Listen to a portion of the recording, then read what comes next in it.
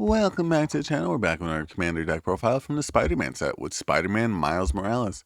For 4 and 2 green, you get a 5/5 with Vigilance and Trample, where whenever Spider-Man enters or attacks, put a +1/+1 counter on each other creature you control.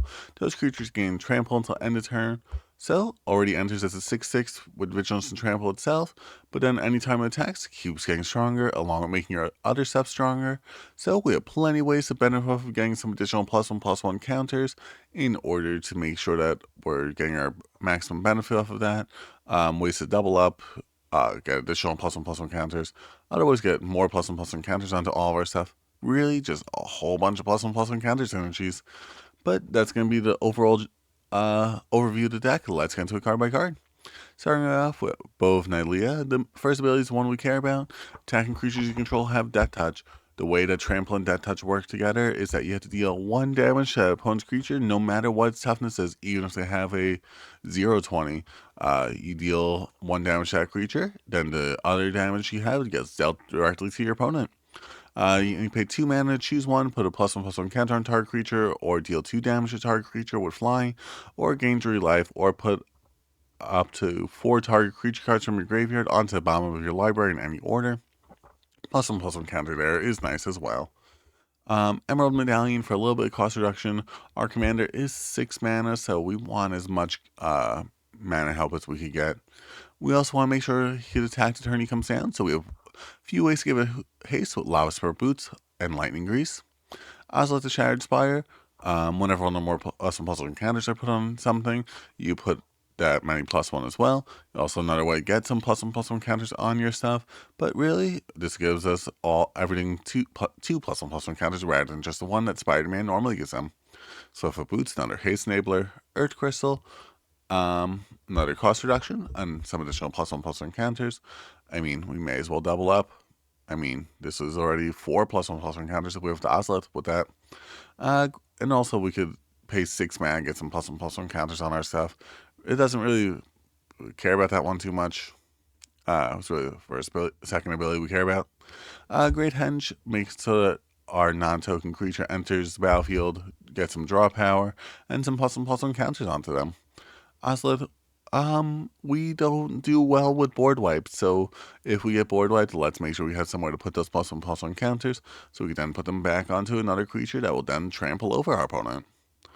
Armorcraft Judge, we're going to be putting +1/+1 counters onto all of our creatures, so this will get us plenty of draw power with all those creatures we have that will be having those +1/+1 counters on them.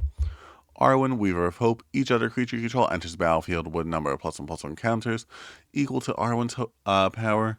So even if it gets in later than Arwen, Arwen's toughness, not power, that helps us out a whole bunch because Spider-Man plus that's a whole bunch of +1/+1 counters onto Arwen. And then Arwen put those so same number of counters onto our new creatures, makes it so we don't get too far behind. Benevolent Hydra, a really good way to have a super powerful creature with a lot of +1/+1 counters on it. And if one or more +1/+1 counters will be put onto another creature you control, put that many +1, allowing us, 2 counters onto all creatures with Spider-Man already. Biophage's additional way to have our creatures enter with some +1/+1 counters on them. This card is $22. And some additional mana while we're at it. Birds of Paradise for some mana.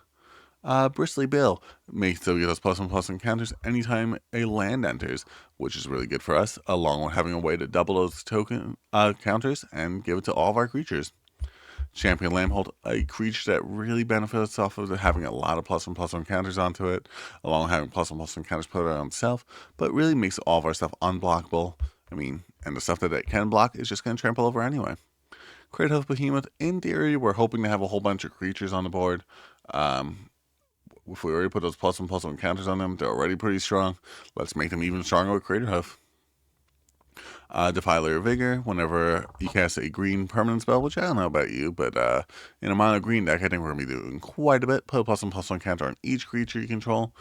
So this deck is going to be a lot of math. So make sure you bring your dice is all I'm going to say. You also have a little bit of cost reduction there, making so you pay green for Phyrexian rather than the green on one of your spells, paying that 2 life rather than the green mana, essentially. Devoted Druid, add green mana, put a -1/-1 counter on Devoted Druid to untap it. If we have another way to put a +1/+1 counter onto it, we then get, remove that -1/-1 counter, and keep on going with that. Gaia Sage, add green for each +1/+1 counter on this card. That's going to be a lot of mana we're going to be adding, especially with its evolve ability, which we don't really have that many things that really care about their power when they enter. So it's not going to happen that often, but if we get those +1/+1 counters with Spider-Man or some of our other stuff, really helps out a whole bunch. Incubation Druid.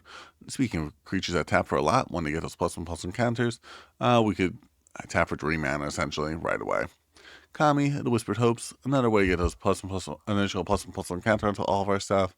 And you add X mana of any one color where X is this creature's power.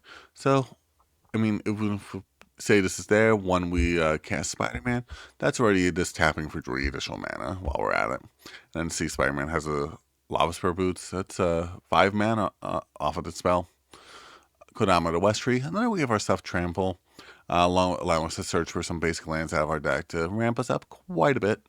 Llanowar Elves for some additional mana, starting us off early, making sure we get creatures that really help us benefit off that. Loyal Guardian, another we get those +1/+1 counters onto all of our creatures, allowing us even more power to trample over our opponent with. All-around Frostfang, attacking creatures you control have Death Touch. Once again, love the way that Death Touch and Trample work together. And whenever a creature you control deals combat damage to a player, draw a card. With Death Touch and Trample, we're definitely dealing damage to our opponent. Ouroboros, at the beginning of combat on your turn, put X +1/+1 counters on each creature you control, where X is this creature's power. If we manage to buff this one up with more +1/+1 counters, that's a lot of counters onto all of our stuff. Quilted Great Worm, whenever a creature you control deals combat damage during your turn, put that many +1/+1 counters on it. Another way to get a lot of +1/+1 counters onto your stuff. And then you may cast this card from your graveyard by removing 6 counters from among creatures you control, in addition to paying its other costs.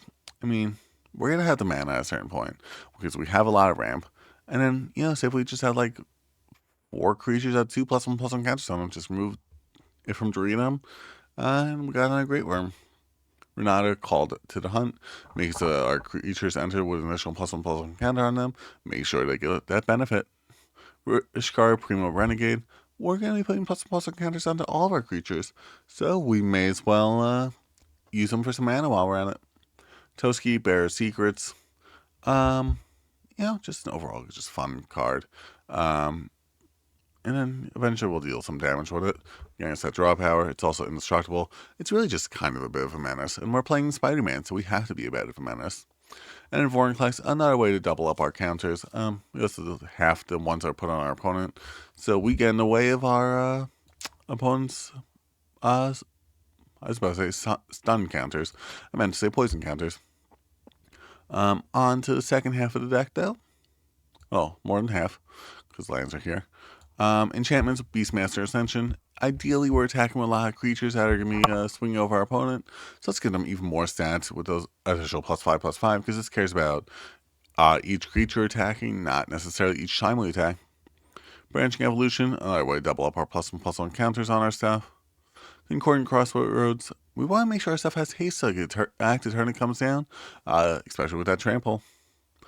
Doubling Season, another way to double our +1/+1 counters on our stuff, allowing us a lot of +1/+1 counters, hardened scales. This is basically doubling up +1/+1 counters because we tend to do it one at a time. Innkeeper's Talent, double up our +1/+1 counters, or just start off with some +1/+1 counters, and that little bit of Ward 1 helps out more than you think sometimes.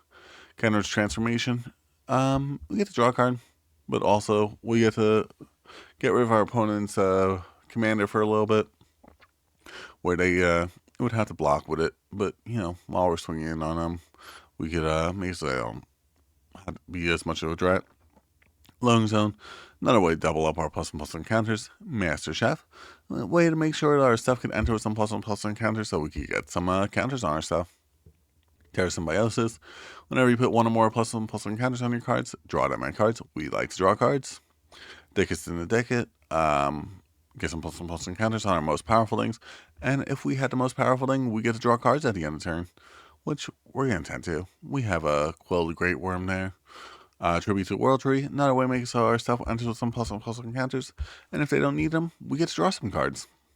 Unnatural Growth. We have a commander that gives our stuff trample. I feel like Unnatural Growth just has to be in here. Beast Within for some removal. Gaia's Gift for some protection. Gift of the Viper. Way to give our stuff that touch counter. So, maybe we trample Infect. Not Infect. Trample Death Touch. Heroic Intervention for some protection.